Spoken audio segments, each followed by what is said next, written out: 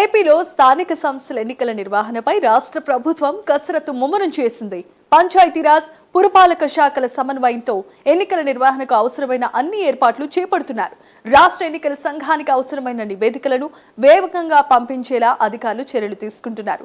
మొత్తంగా 13,341 గ్రామ పంచాయతీల్లో ఎన్నికల నిర్వహణకు పంచాయతీరాజ్ శాఖ కసరత్తులు చేస్తోంది. 2021లో ఎన్నికలు జరిగిన 354 గ్రామ పంచాయతీలకు ప్రస్తుతం ఎన్నికల అవసరమే లేదని సమాచారం. దీంతో మిగిలి ఉన్న 13,101 పంచాయతీల్లో ఎన్నికల నిర్వహణకు రంగం సిద్ధం చేస్తున్నట్లుగా అధికారులు వెల్లడించారు. ఇదే అంశానికి సంబంధించి మరిన్ని అప్డేట్స్ ను మా కరెస్పాండెంట్ శ్రీహరి అందించడానికి సిద్ధంగా ఉన్నారు. శ్రీహరి, చెప్పండి.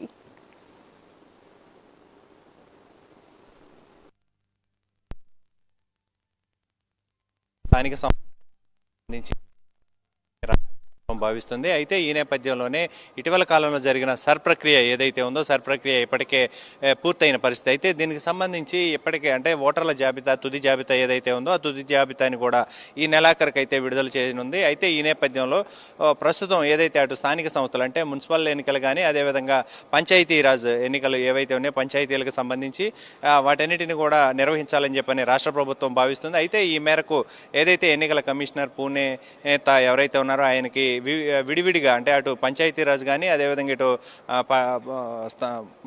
మున్సిపల్ శాఖ ఇద్దరు కూడా విడివిడిగా అయితే వారికి నివేదికలు అయితే ఇచ్చారు. అయితే దీంట్లో ప్రధానంగా ఈ ఇద్దరు చూసుకున్నట్లయితే స్థానిక సంస్థల ఎన్నికలని మరింతగా ముందుకు తీసుకువెళ్లాలని చెప్పినట్టు భావిస్తున్న పరిస్థితి. అయితే ప్రధానంగా మున్సిపల్ కార్పొరేషన్లు చూసుకున్నట్లయితే వీటిల్లో పెద్ద ఎత్తున స్థానిక సంస్థల ఎన్నికల నిర్వహణకు ఇప్పటికే అటు రాష్ట్ర ప్రభుత్వం కసరత్తుతో పాటు అదేవిధంగా దానికి సంబంధించిన నివేదికలు రెండింటినీ కూడా ఇవ్వాలని చెప్పని భావించింది. అయితే దీంట్లో ప్రధానంగా చూసుకున్నట్లయితే మున్సిపల్ ఇప్పటికే 87 మున్సిపాలిటీల కాల పరిమితి ఏదైతే ఉందో వాటన్నిటికీ కూడా ఆ గడువు ముగిసింది అని చెప్పని అధికారులు అయితే వివరణ ఇచ్చారు. దాంతోపాటు ఏదైతే ఈ డిసెంబర్ నెలాఖరుకు చూసుకున్నట్లయితే డిసెంబర్ నాటికి కూడా మరికొన్ని మున్సిపాలిటీల పదవీ కాలం ముగిస్తుండటంతో వాటన్నిటికీ కూడా ఎన్నికలు జరపాలని చెప్పని భావిస్తుంది. దాంతోపాటు పంచాయతీరాజ్కు చూసుకున్నట్లయితే ఇప్పటికే కొన్ని గ్రామ పంచాయతీలన్నిటికీ కూడా పెద్ద ఎత్తున పదవీ కాలం ముగిసింది. అయితే మొత్తంగా రాష్ట్ర వ్యాప్తంగా 13,341 పంచాయతీలకు ఎన్నికలకు నిర్వహణ చేపట్టాలని చెప్పని భావిస్తుంది. అయితే